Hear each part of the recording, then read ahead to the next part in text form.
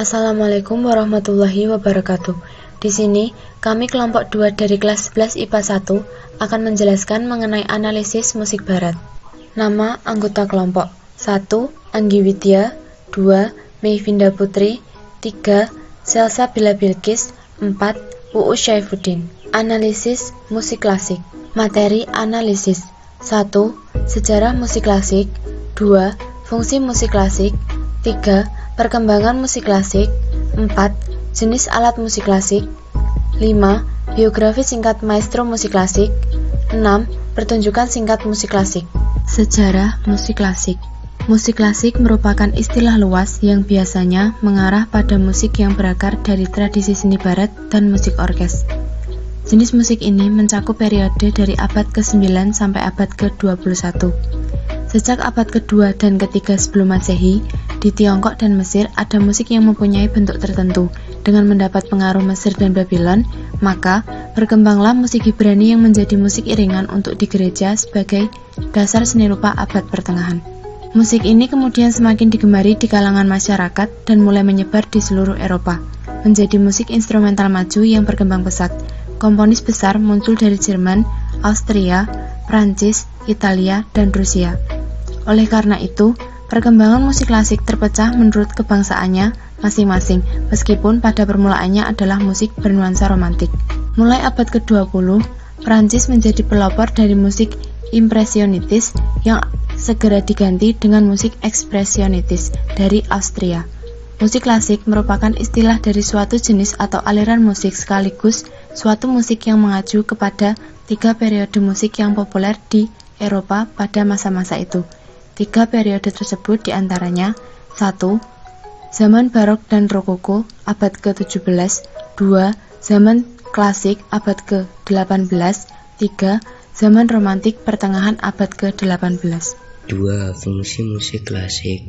Ada beberapa fungsi musik klasik, yaitu dapat membangkitkan perasaan, efektif untuk meningkatkan daya ingat dan kecerdasan, sebagai hiburan dan membantu relaksasi pikiran. Musik klasik dapat meningkatkan fokus dan meredakan kecemasan, meningkatkan fungsi otak dan suasana hati. Perkembangan musik klasik.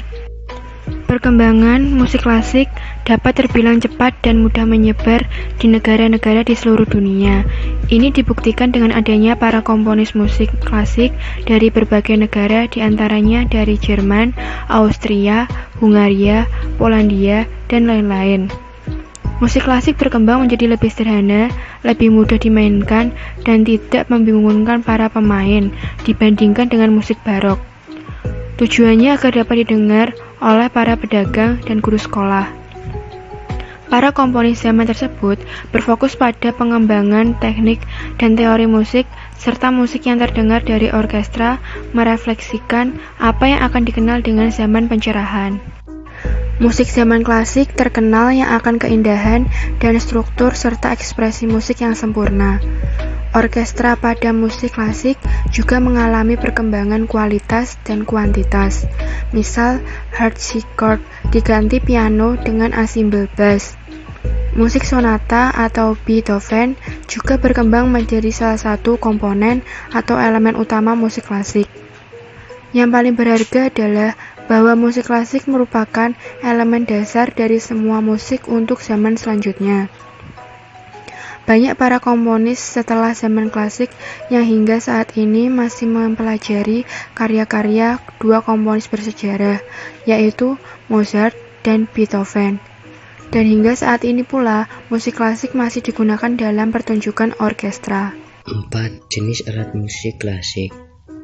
Beberapa jenis alat musik klasik diantaranya: 1. Harpsichord, 2. biola, 3. piano instrumental, 4. violin kecil, 5. trompet, 6. trombon, 7. French horn, 8. tuba, klarinet, dan flute. 5. Biografi singkat maestro musik klasik. Berikut beberapa maestro musik klasik. Pertama, Johann Sebastian Bach. Kedua, Wolfgang Amadeus Mozart. Ketiga, Franz Liszt.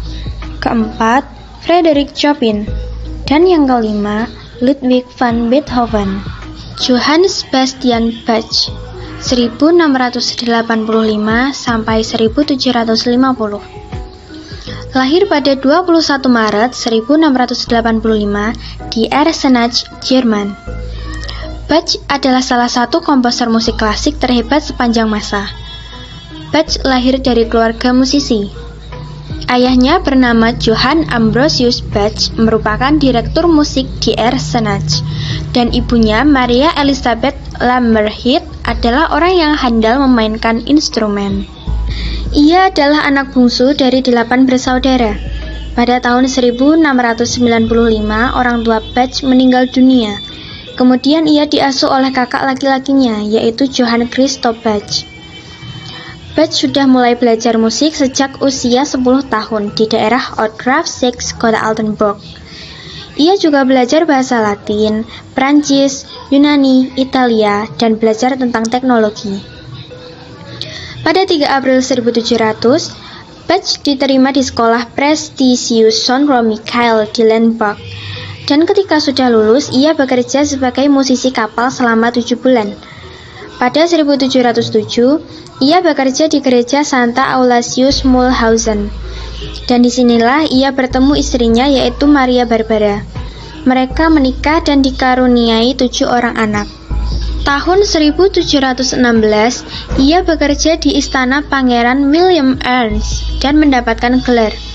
Namun, di tahun yang sama pula, ia mengundurkan diri dan menjadi Kapellmeister oleh Pangeran Leopold di Cothen.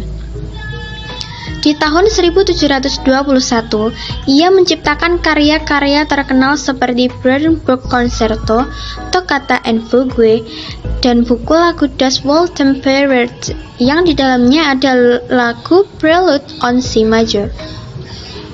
Di tahun tersebut, istrinya Maria juga meninggal dunia dan Bach menikah lagi dengan Anna Magdalena Luriken Bach. Di akhir hidupnya, Bach mengalami kebutaan. Karya terakhirnya adalah di Kunsttrajet Fuge 13. Akan tetapi, karya ini tidak dapat terselesaikan. Beliau meninggal pada 28 Juli 1750 di usia 65 tahun. Ludwig van Beethoven 1770-1827. Beethoven lahir di Bonn, Jerman, pada 17 Desember 1770. Ia adalah komponis Eropa yang sangat terkenal. Ia adalah inovator yang memperluas lingkup sonata, simfoni, dan kuartet. Beliau adalah anak sulung dari pasangan Johann van Beethoven dan Maria Magdalena Geffrich. Ia berasal dari keluarga yang bergelut dalam dunia musik. Pada saat berumur 11 tahun, ia sudah berhenti bersekolah, dan di usia 18 tahun, ia menjadi pencari nafkah keluarga. Beethoven mulai merapikan perhatian pada bakatnya saat remaja, dan pada 1783, ia menerbitkan karya pertamanya.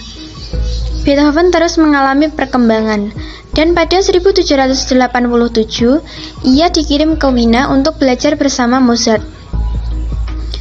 Di Wina, ia juga belajar dari komposer terkenal, Joseph Haydn, dan memutuskan tinggal tetap di Wina pada 1792. Di Wina, ia mulai melakukan pentas dengan penampilan virtuosionya dengan piano dan menjadi semakin sukses. Meski di tengah masa sakitnya, ia tetap menghasilkan karya-karya luar biasa. Beberapa karya besarnya adalah Simfoni nomor 3, nomor 4, dan nomor 5 yang sangat terkenal. Kemudian Simfoni nomor 7 dan nomor 8 juga menandai masa puncak produktivitasnya. Dan Simfoni nomor 9 tercipta pada tahun 1823. Beethoven meninggal karena sakit pada 26 Maret 1827 di usianya yang ke-56 dan dimakamkan di Wina. Sampai sekarang karya-karya masih tetap didengar dan dikenang oleh para pencinta musik klasik. 6. Pertunjukan singkat musik klasik.